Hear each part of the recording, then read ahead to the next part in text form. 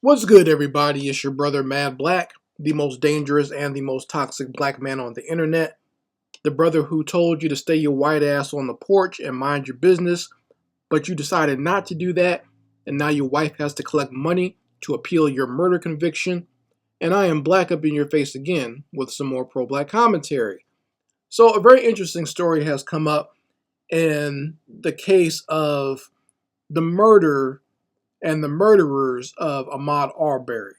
So, I've been reporting on this story since it actually happened, and it's interesting to me that things are still happening within this case. And at this time, Greg McMichaels and Travis McMichaels, the two white males who murdered Ahmaud Arbery for no reason, they are working hard to get an appeal for their murder conviction and also an appeal for hate crimes that they committed against Ahmaud Arbery, because that's what it was. It was a hate crime. But, they white people are not really into taking responsibility for when they do things wrong.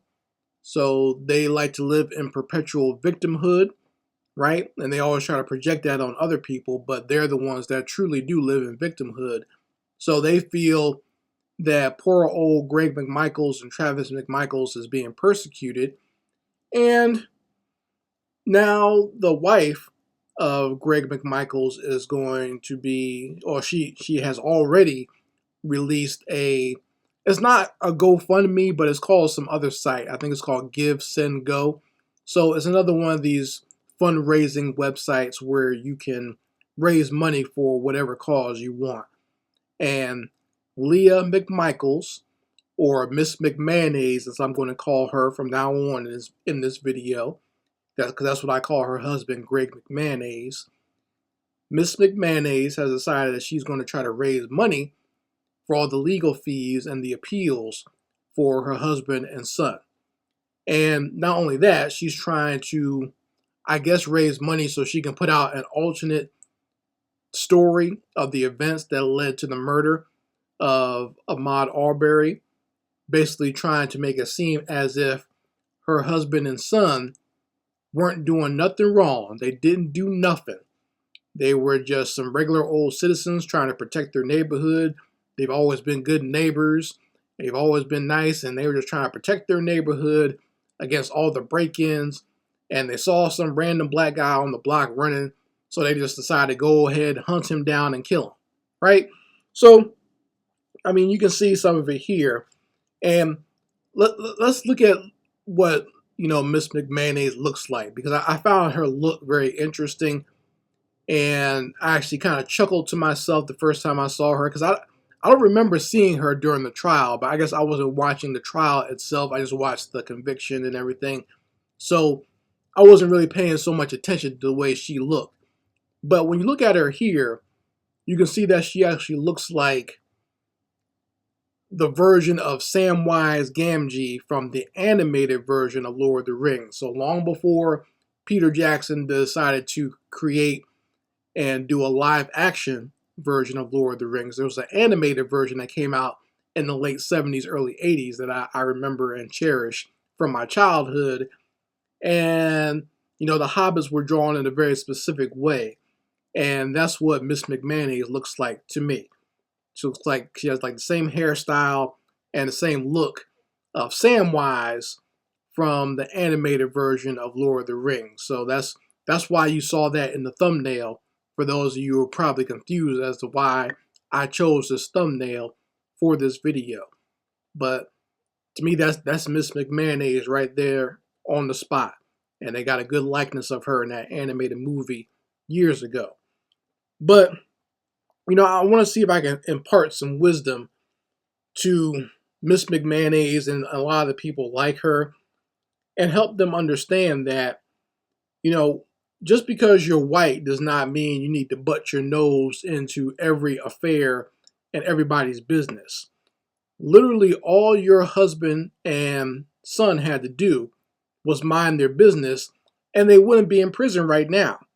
Did you ever think about that? Did you ever think that maybe if they just stayed on the porch, and if they thought that something dangerous was going on, that they just should have called the police, or, check with the police to see if there was like a criminal on the loose or whatever. They could have literally just stayed in their house that day and been home with you, eating mayonnaise sandwiches and, watching Fox News and whatnot. They could be doing that right now. But instead, they decided to, go out there, hunt down a random black man, and murder him on the spot when he decides to fight back after you've pulled guns on him. Yeah, Greg and Travis pulled a shotgun and a pistol on Ahmaud Arbery and then expected him to just sit there and be nice, I guess, and not say anything. Just sit there and take it. It wasn't, he didn't, present his freedom papers. I know you guys are white and you think that black people are still your slaves and that black people have to, present their freedom papers everywhere they go and their identification when you say so. Doesn't matter whether you have the authority or not. That's why I don't like that whole thing about when white people say that, well, the cop is an authority, the cop has a badge, so you need to listen to police if you just comply. They think that even with themselves, they feel that they have the authority to tell black people to comply, whether they're a cop or not. That's why George Zimmerman murdered Trayvon Martin as well.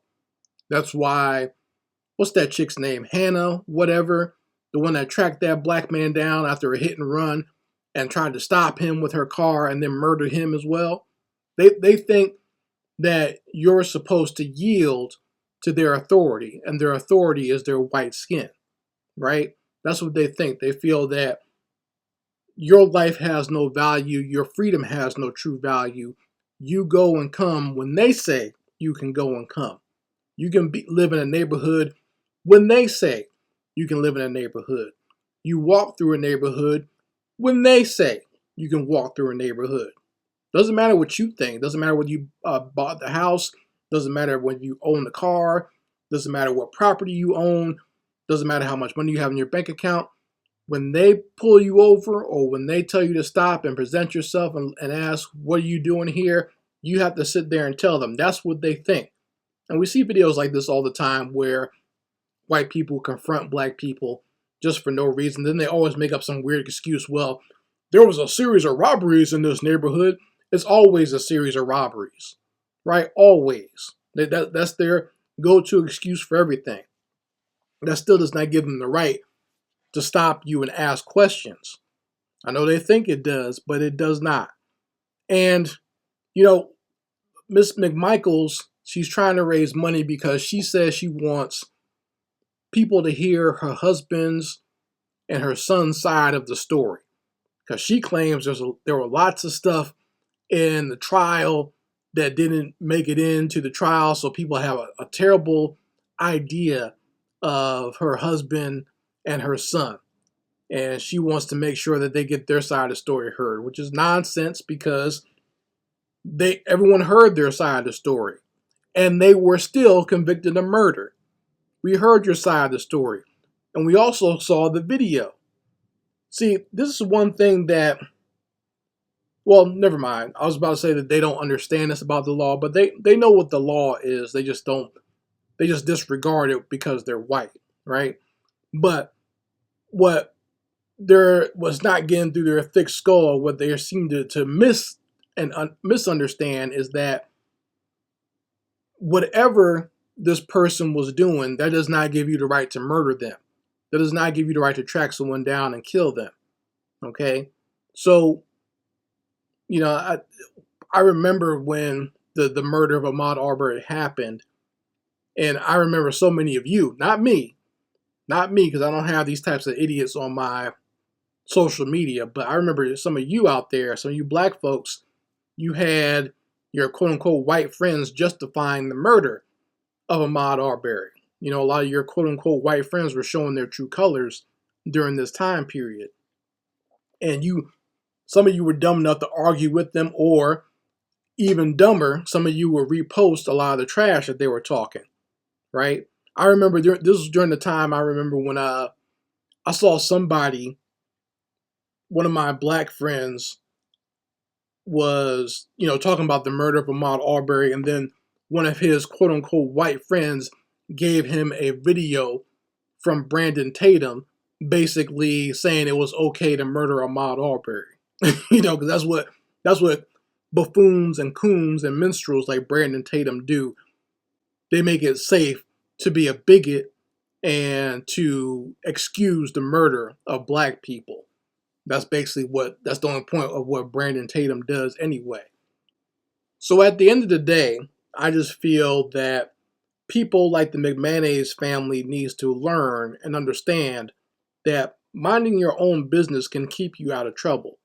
You see, when you think that you have some sort of, authority, when you have a very inflated ego, when basically the entire society is telling you you have privilege and they're kissing your ass, you have this inflated version of yourself that just can go out there and act like a vigilante or act like they're Charles Bronson and bring quote unquote justice to whoever is walking around.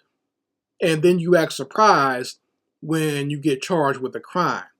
The McMichaels dad and son, the McMichaels duo, they did the crime. They need to do the time. Stop trying to appeal and trying to get the hate crimes charges dropped. They knew what they were doing, because if they were so concerned about saving their neighborhood, they would have went out there and hunted down a lot of the white people who were walking down the street as well. They chose to go after the black man, Ahmaud Arbery, and kill him. And what's interesting is, because Miss McMichaels, she has a website that talks about, looking for different types of evidence or different types of stories or anecdotes to basically demonize Ahmaud Arbery. I think even one said like she heard that he he was drugged or was doing drugs or whatever the night before he was killed. So that's what made him react the way he did.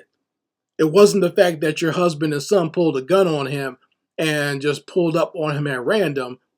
It was the fact that he happened to be on drugs. That's what it was, right? So, but like I said, regardless of that, he could have been on crack or whatever. That still does not give them the right to go out there and hunt down and murder somebody.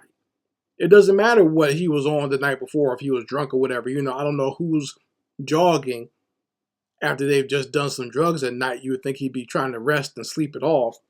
But if whatever he's been doing, that still does not give you the right to kill him. It doesn't matter whether he was a quote unquote good person before that incident or not. See, these people like to play these games where if a black person isn't 100% an angel all of his life, then that means that's a reason to kill him. They do that with George Floyd all the time, and with other black people who are victims of murder or crimes. They did that with Trayvon Martin and Tamir Rice as well, trying to demonize two teenage boys who hadn't even had a chance to really live their life and making it seem like it's okay to murder them, right? They don't do that with white kids. They don't say, well, little Jimmy was online calling people the N-word, so it's okay for him to get shot by the police. They don't do stuff like that. They don't say little Billy hit a girl upside the head or body slammed this little girl at school, so it's okay that the police shot him. They don't do stuff like that with white folks. It only seems to be a problem when it's black people. Then all of a sudden you can look into their past, and whatever bad decisions or indiscrepancies you can find in their history, that makes it okay and gives you the green light to go out there and murder them, according to white people and white supremacy anyway. So, you folks let me know how you feel about Mrs. McMichaels and her little website and her little crowdfunding where she's trying to get some money to help out her husband and son and basically try to lighten the load on them from committing murder.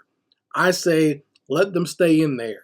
If you had just minded your business and stayed on the porch, you could be sitting at home eating mayonnaise sandwiches right now. You wouldn't be in jail getting your butt traded for crumb cakes and zuzus and wham whams. You see, you wouldn't have had to join the Aryan Brotherhood to keep the brothers off your ass. But you decided, you made that decision. So you have to take responsibility, personal responsibility for the things that you do. The same way you tell black people that we always have to take personal responsibility. You have to take personal responsibility for what you caused. Did the crime, now do the time. Anyway, folks, this is Mad Black, and I will be back with my foot on the devil's back.